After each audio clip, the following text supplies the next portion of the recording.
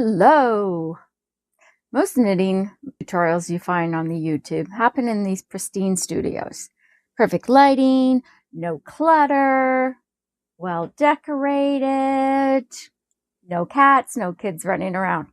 I don't have the cats or kids running around anymore, but as you can see, I would not call this a pristine YouTube-worthy studio. If you're struggling to tell one end of a knitting machine from the other, having everything be perfect in a tutorial is not going to help you. I've worked with brand new machines that came with everything, and I've worked with used machines that didn't even have the book. And, just like you, I had to struggle and figure it out. And I know what it's like to figure things out the hard way now. That's why I'm starting this new series on the LK150, one of the most popular knitting machines, especially for beginners. I'm going to give you a different, more relatable experience. We're going to go through this together, clutter and all. You'll probably even get to see the true Tracy way in action. If you don't know what that is, stay tuned and we'll find out later. So this is what my studio looks like. There's two of my machines there. Behind that are the sewing machines. That goes through to the rest of the basement, which was remodeled. This side, I've got a cabinet that I bought off of Marketplace and was missing one of the shelves, which has actually worked out pretty good because then I could put larger items up there. And it's filled with almost all my fabric.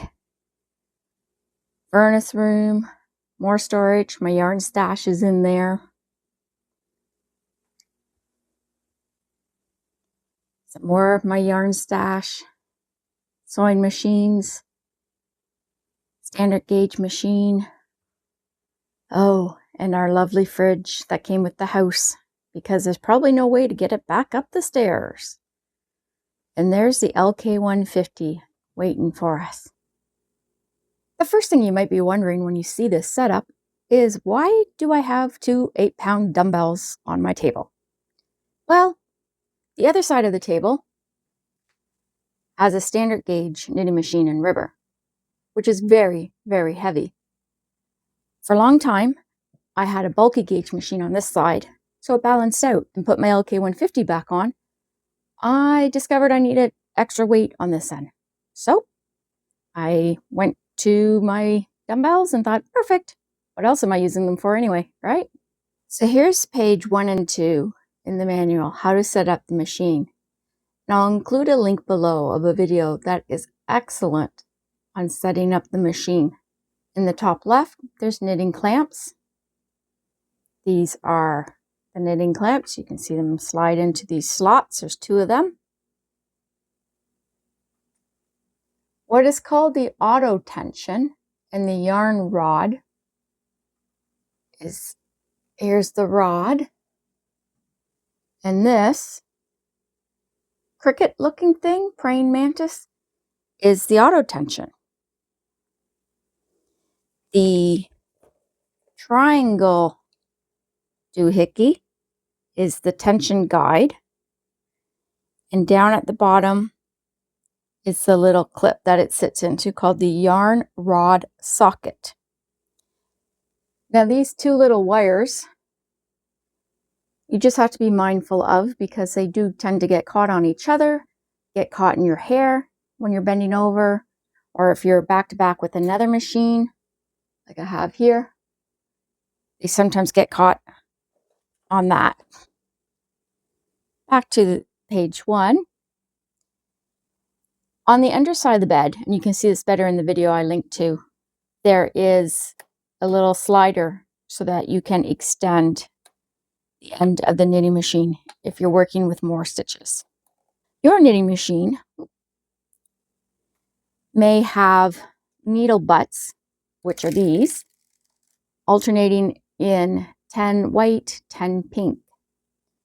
Mine are white and pale gray. Not the best combination. And when I took them all out to clean them back in December, I just took them all out, thinking nothing of it. And then when it was time to reassemble, trying to figure out which ones were white and which ones were gray was a challenge. You can kind of see it when they're together like this, but when they're individual, it was really hard to tell one from another. They're set up so that you can easily count groups of 10 stitches. What I will often do instead is mark with washable marker on here, or sometimes on the needle butts themselves. There's no point marking on the back rail because the knitting machine carriage will go over that and smear it. Next page in your book tells you to turn the tension springs until they click into place. Okay. So if you come up here, these things, when it's packed, will be down. You just snap them up there. Next step is to attach the row counter. And that's simply in here. And it just pops in and out on this. It also shows that little yarn rod socket going into the machine just to the left of the row counter.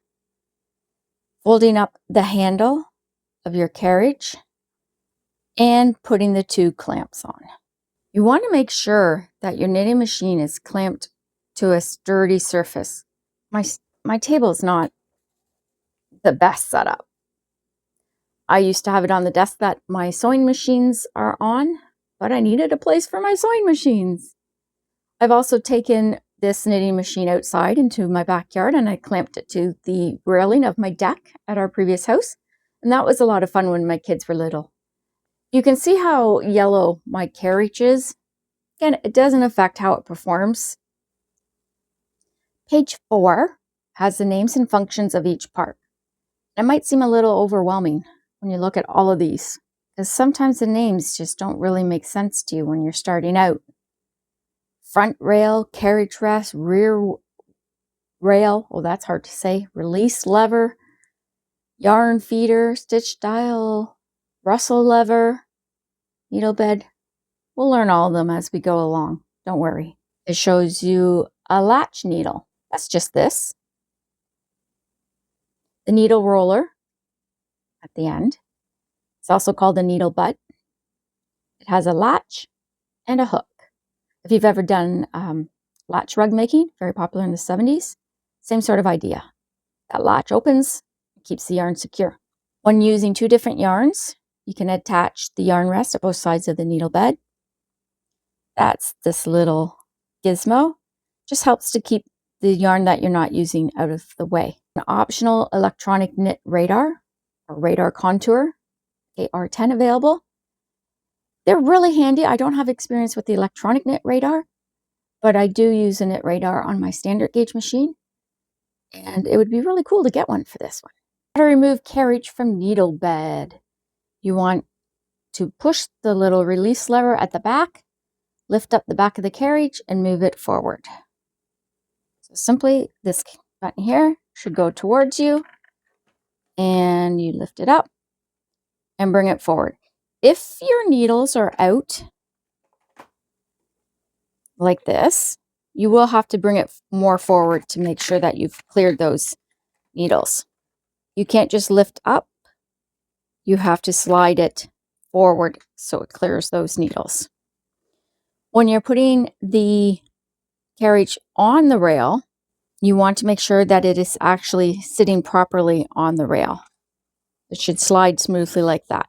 Sometimes people will put it on and not get those brushes in the right spot. And you can see it's not sitting down. Those brushes should be under these gate posts. Okay? So come in from the front with the latch pressed towards you and get it on there. You can also slide it to the end of the bed and push the lever. And again, make sure that those brushes are sitting down. Method 2, align needles in A position, pulling forward, release lever, fit the fabric presser. And you can see they've got all these things here. They haven't mentioned yet A position. So why do they expect you to know that? Press the lever and slide it right off. Press the lever, get it back on. If you're in the middle of the bed, press the lever, bring it up and towards you, put it back on, hook the front, push down, and make sure it's sliding again. The next page is where we finally learn about needle positions. What needle positions are called is going to be different for different brands of knitting machines. Sometimes we'll say working position, hold position, that type of thing. When they are in A position, they do not knit. They're all the way back at the back rail. Needles that are in B position, and this is marked on the ends of your needle bed, will knit stockinette and stitch patterns. If they're in C position, they'll knit only stockinette, which is your basic stitch. If your needles are in D position, which is all the way forward, and your Russell levers are at 1, Russell levers, they will not knit. They will be in hold or hold position. This is what you use for short rows, and I'll show you the levers in a moment. Needles that are in this position, when the Russell lever is set at 2, will be knit and moved back to B position. So on your machine,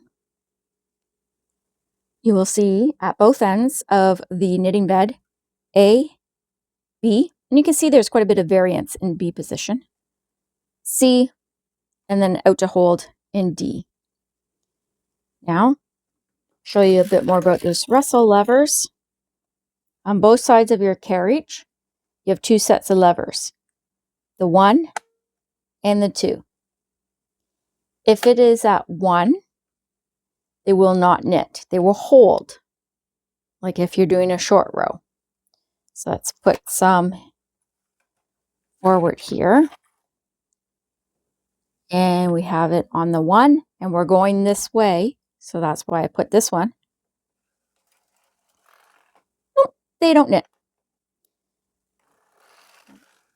If I put it to 2,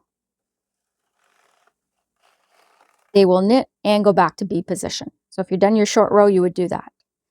These levers are on both sides, and they control the working direction.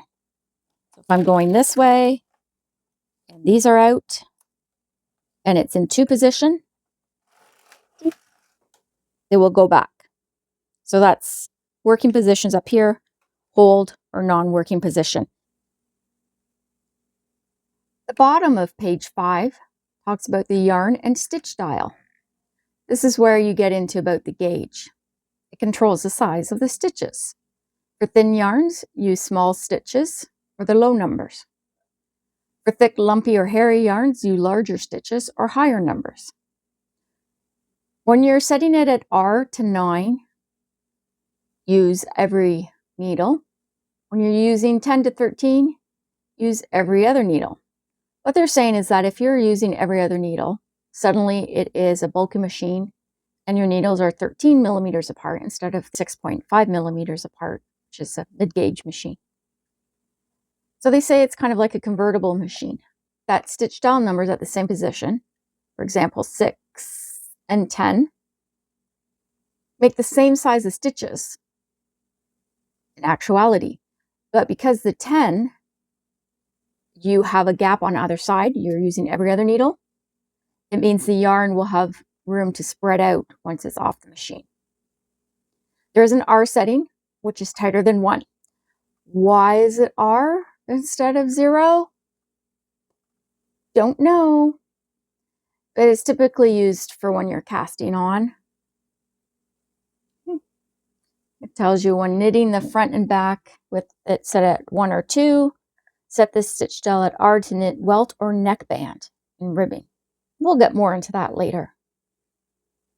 And then they give you 3 little drawings there to explain the different stitch settings.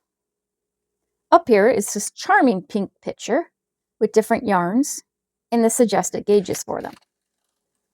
The idea is that you can lay your yarn over this picture and get an idea of the stitch setting. It works. you definitely can do that. And you will start to get a feel for your machine and how well it knits, and at various times in its life, how well it knits with different yarns. Some people will say, my machine loves this yarn. And other people will be like, I couldn't get it to knit at all on my machine. I've used some heavier worsted weight yarns and not using every other needle, and I was fine. Other people say, oh, you should never go above a DK weight. A lot of it has to do with your sponge bar and how good of shape it's in. Because if it is flattened and your needles are wobbly, you can get away with pushing the thickness of your yarn up a little bit. If you've got a fresh sponge bar, you probably don't want to use a thicker yarn. It might be a little bit harder on it. But again, we'll go more into that as we go along. For information on the side levers. The top set of side levers control needles in B position, which is the working position. When it's set to the triangle, it will knit them. Use that most of the time.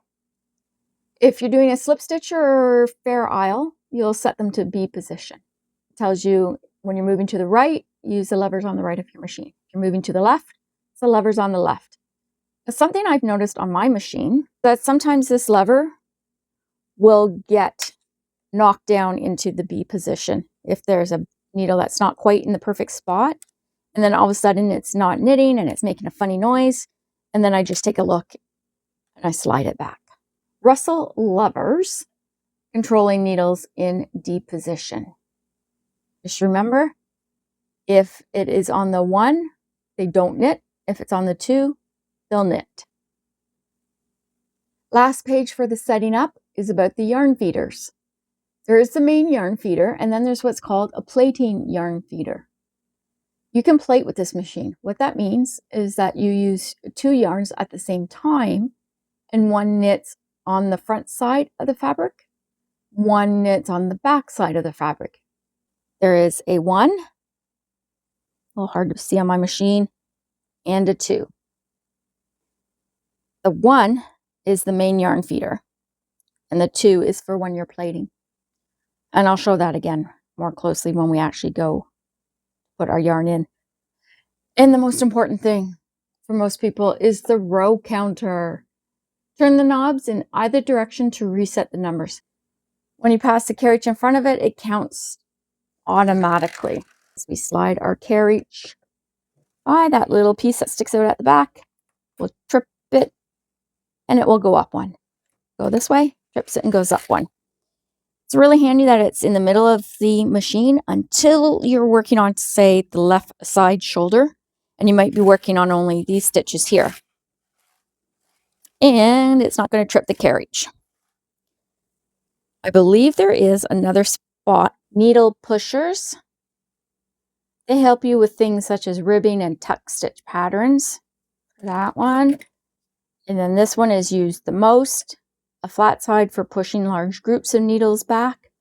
And the 1x1 if you're doing a mock knitting or eyelets. It's a really handy one to have. Then you'll also have transfer tools, 3 of them. A 1x2, a 1x3, which is this one, and a 2x3. Okay, so that refers to you got 1 transfer tool at that end and then 3 on this one. Very important to have those. The next step is the tappet tool. Now, why do they call it that? Who knows? It's a double-ended latch hook tool. One side is finer, for those finer yarns. One side is a little bit thicker. It's not very often I use the fine side. If you're using DK weight yarn, this side works just fine. If you happen to lose this or it didn't come with your kit, you can take a look at like Michael's for a latch tool. Gauge ruler. Now this is something of discussion amongst many knitters. I believe the one with this machine is yellow and it looks like this. And at first it's like, okay, what is this contraption? One side has R and a 40. The other side has an S and a 30. You can see I wrote on there mid-gauge so that I would know. Well, R stands for rows and S stands for stitches. And the idea is that you're marking 30 stitches and 40 rows, and that will be what you measure. We'll get into that more later. Tapestry needle. If you've already done knitting, you probably, or crocheting or handwork, you probably have something. It's usually just a blunt needle. I do not have one here because they tend to grow legs and walk away. And so I just go retrieve one from somewhere else.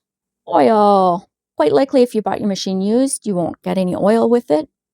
I recommend using the Singer machine knitting oil. Some people use gun oil.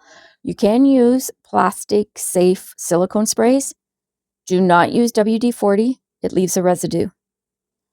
I do like the silicone sprays. It's quick and easy. They do smell and they can get all over everything, but it just gives it a nice easy coating. And the very last thing there, ravel cord, 2-pack. Highly unlikely if you got your machine used, you will get some. It is a very fine cord. It's not a thread.